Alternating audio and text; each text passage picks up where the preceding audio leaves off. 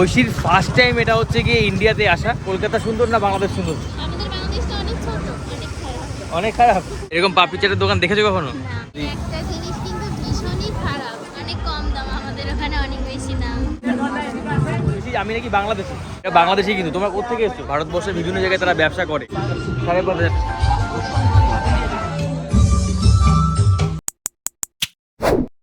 So guys, ভারতে আসার পরে অনেক দিন ধরে ব্লগ করা হয় না, কাজের জন্য ব্যস্ত আর কি। তবে আজকে ঐশীকে নিয়ে একটু এসছি বেড়াতে। ঐশীও আমার সাথে এসে ঐশী করো।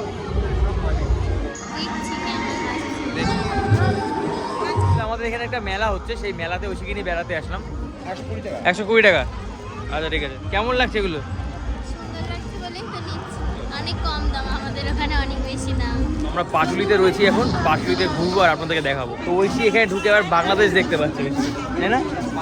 বাংলাদেশ, চলুন বাংলাদেশে যাবো ওখানে। কিরকম দামে স্টার্ট হচ্ছে? 2000 থেকে স্টার্টিং হচ্ছে। কত অবধি আছে? 25-30 আর তোমাদের স্পেশাল কালেকশন কি কি আছে? ঢাকায় জামদানি না? 5,500 টাকা আছে। বাহ, এটা যে শাড়িটা দেখছো ওটা ঢাকায় মসলিন শাড়ি, ওটা ইন্ডিয়ান টাকায় 5,500 টাকা। ঐশী আবার অলরেডি কেনাকাটি হয়ে গেছে একটা। ও ইন্ডিয়াতে এসে ওর কেমন লাগছে শোনা যায়। কেমন লাগছে তোমার? ভালো। এখানে একটা পেন্টিংটা দেখবে কত সুন্দর। ঐশী অ্যাকচুয়ালি এসে ওর ফার্স্ট লুকস হচ্ছে কি এটা সাজুনি গুজরি। তোমার এর গিফট? আচ্ছা গিফট। এখানে অনেক শাড়ির কালেকশন রয়েছে। বাংলাদেশের কাউন্টার, এখানে অনেক রকমের শাড়ি আছে। 2000 টাকা দিয়ে স্টার্ট। হাইয়েস্ট কত টাকা দিয়ে আছে? 10,000 টাকা না? আচ্ছা আচ্ছা, এটা বাংলাদেশি কিন্তু তোমরা কোথেকে এসছো? ঢাকা নারায়ণগঞ্জ না? ঢাকা নারায়ণগঞ্জ থেকে এসছে। ঐশী কি পছন্দ? এইখানটায় আসলে প্রোগ্রাম চলছে একদিকে, আর একদিকে পুরো মেলা মাঠটা জুড়ে। বাংলাদেশ থেকে আসার পরে আসলে আমরা ভিডিও দিতে পারিনি কন্টিনিউ, তার কারণ হচ্ছে যে আমরা একটু ব্যস্ত হয়ে গেছিলাম, যার কারণে কন্টিনিউ দিতে পারিনি ভিডিওগুলো। আর অনেক মানে গরম ছিল, বিভৎস গরম।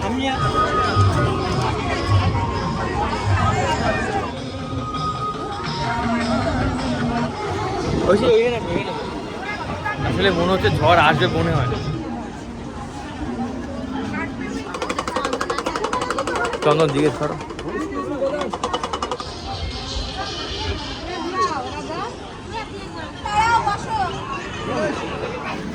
আচ্ছা এখানে এইটা হচ্ছে কি বাচ্চাদের খেলার জন্য জায়গাটা করেছে কিডস ওয়ার্ল্ড।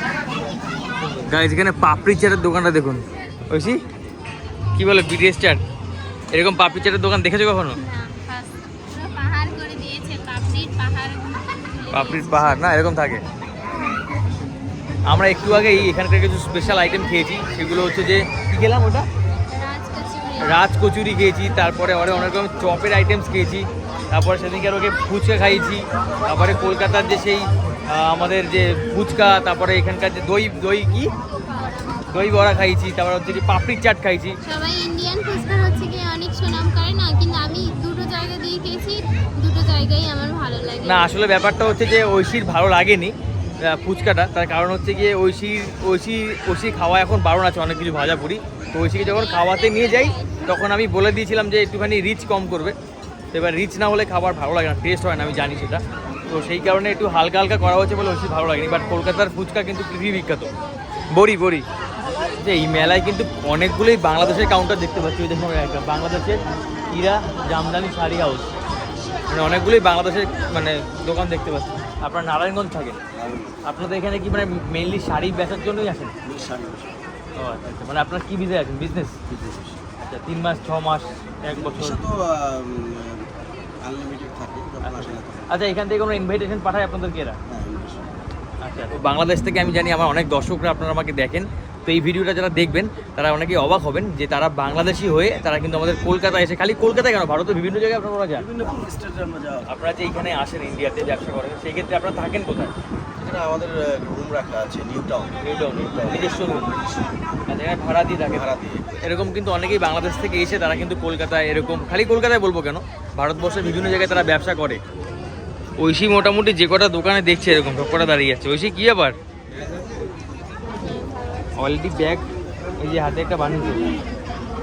কেমন লাগছে মেলা? আজকে একটুখানি সন্ধ্যার পরে হাওয়া আছে ভালো দেখতে পাচ্ছি, মনে হয় বৃষ্টি কামিং সুন, খুব তাড়াতাড়ি বৃষ্টি আসবে মনে হয়।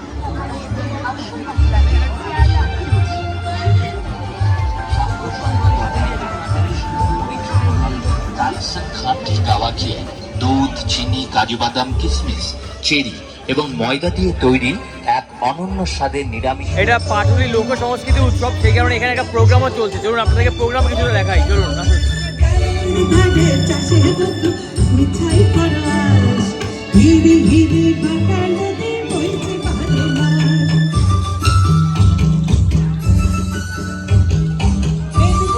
এটা হচ্ছে মেলার ভিতরে সেই প্রোগ্রাম। কি বললে?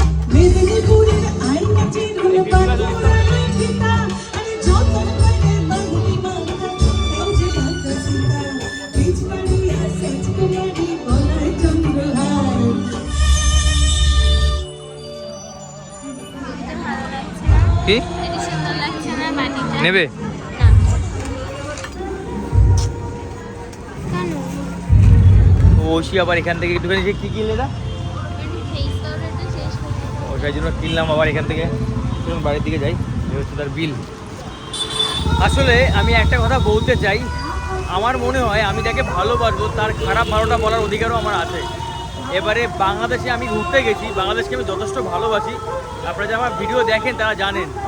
তো বাংলাদেশে যদি কোনো কিছু খারাপ দেখি সেটা আমার বলতে অসুবিধা কোথায়। তো বাংলাদেশ নিয়ে আমি কিছু কথা বলেছি, যাতে অনেক বন্ধুরা আমাকে উল্টোপাল্টা কমেন্টস করেছে, তো আমি বুঝলাম না মানে কারণটা কি। যারা আমার ভিডিও দেখেন তাদের কাছে একটাই রিকোয়েস্ট, আমার আগে পুরো ভিডিওটা দেখবেন, আর কাউকে জাজ করতে গেলে তার পিছন দিকটাও আপনারা দেখবেন। যেমন আমি আপনারা যারা বলেন যে বাংলাদেশকে জাজ করতে গেলে পুরো বাংলাদেশ দেখতে হবে, তো আমার ভিডিওগুলো আপনারা পুরোটা দেখুন, যে আগে আমি কী ধরনের ভিডিও বানিয়েছি বা কী ভিডিও দিই, সেগুলো দেখে তারপরে জাজ করবেন। তো যাই হোক, সেই প্রসঙ্গ বাদ দিয়ে আমরা আজকে এই সন্ধ্যাটা আপনাদের সাথে শেয়ার করি। তো ঐশী এসছে, ঐশীকে আমি অনেক জায়গায় ঘুরিয়েছি অলরেডি। ঐশীকে আমি পাটুলি ঘুরিয়ে দিয়ে গেছি, আমাদের এখানটায় প্রিন্সেপ ঘাট নিয়ে গেছি, ভিক্টোরিয়া মেমোরিয়ালের সামনে নিয়ে গেছি, তারপরে ইকো পার্ক, আরও বিভিন্ন জায়গায় ঘুরিয়েছি। তো কেমন লাগছে কলকাতা? ভালো লাগছে? সুন্দর? তো মানে কি মনে হয়েছে তোমার, মানে কলকাতা সুন্দর না বাংলাদেশ সুন্দর? ডিফিকাল্ট কোশ্চেন না?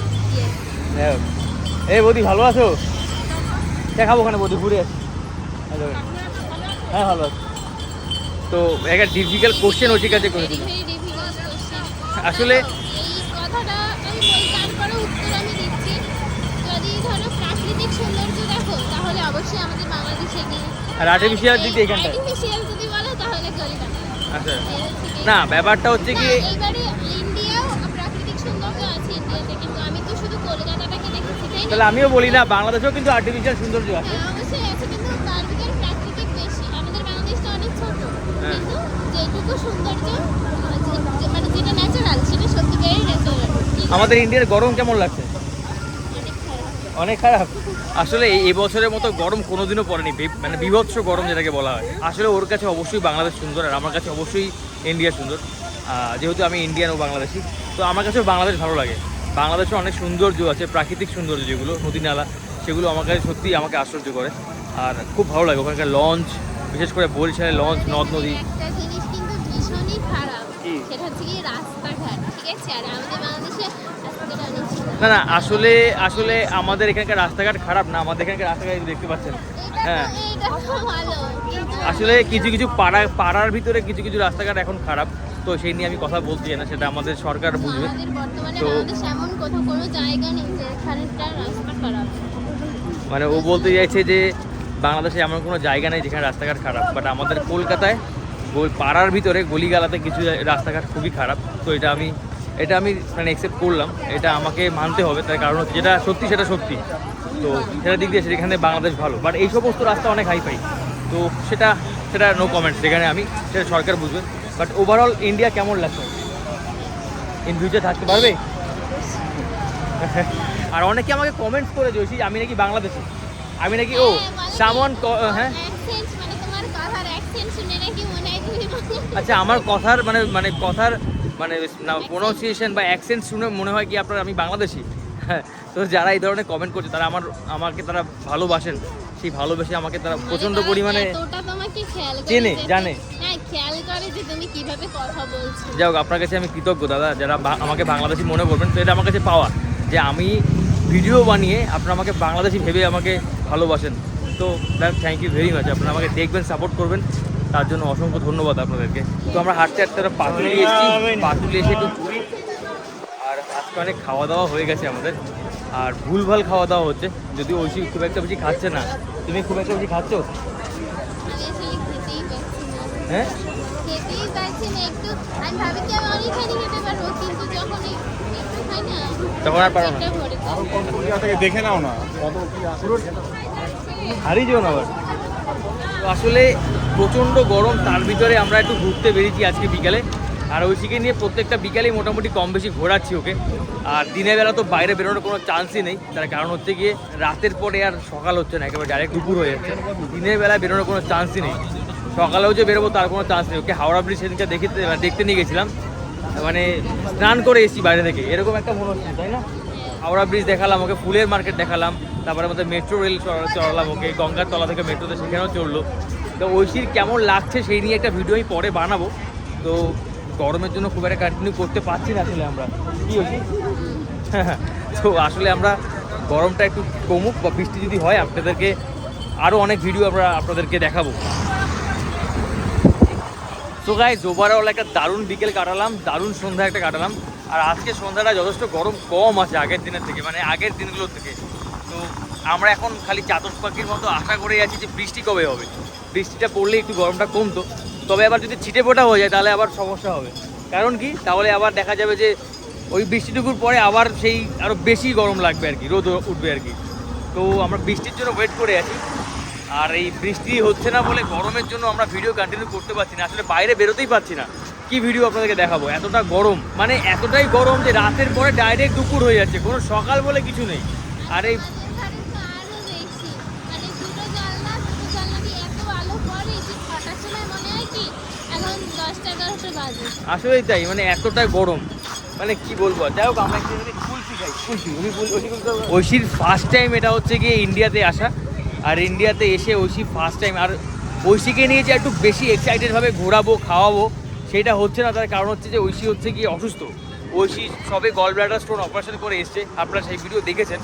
তো সেই কারণে ওকে যে নিয়ে একটু বেশি মানে এক্সাইটমেন্ট থাকবে, একটা ঘোরাবো ফেরাবো খাওয়াবো দাওয়াবো, সেটা হচ্ছে না। খাওয়া দাওয়া হচ্ছে অবশ্যই, তবে সেটা একটা মানে কি বলবো, একটা মেনটেন করে করতে হচ্ছে, আর একটা টাইমের ভিতরে একটা রুটিন ওয়াইজ করতে হচ্ছে। তো সেইটা এলোমেলো হবে, সেই ব্যাপারটা হচ্ছে না। একজন মানুষ পাগল করে দেয়। কে? তুমি মার বাবা, মানে ও। কি বলবো। ও আরও একটা অর্ঘ্য আবার কামিং সুন। অর্ঘ্য আবার খুব তাড়াতাড়ি আসে গুজরাট থেকে। তো অর্ঘ্যকেও এরপরে ভিডিওতে আপনারা দেখতে পাবেন। আর আপনারা যারা দেখেন আমাকে তারা জানেন অর্ঘ্য হচ্ছে গিয়ে অর্ঘ্যের ভিডিও দিয়েছিল থাকে গুজরাটে পড়াশোনার জন্য, তো আসবে খুব তাড়াতাড়ি।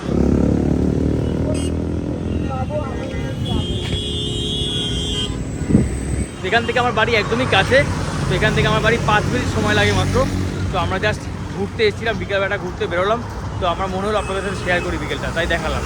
তো গাইস কেমন লাগলো ভিডিওটা অবশ্যই কমেন্ট করে জানাবেন। আর ভিডিও যদি ভালো লেগে থাকে অবশ্যই লাইক করতে ভুলবেন না। যারা চ্যানেলে প্রথমবার তারা অবশ্যই সাবস্ক্রাইব করে দিন, কারণ আমার চ্যানেলে আরও নতুন নতুন ভিডিও আসবে, আরও ইন্টারেস্টিং ভিডিও আসবে। কারণ যেহেতু ঐশী বাংলাদেশ থেকে ইন্ডিয়াতে এসছে, এখন আরও সুন্দর সুন্দর ভিডিও আপনারা পাবেন। টাটা সবাইকে, দেখা হবে নেক্সট ব্লগে।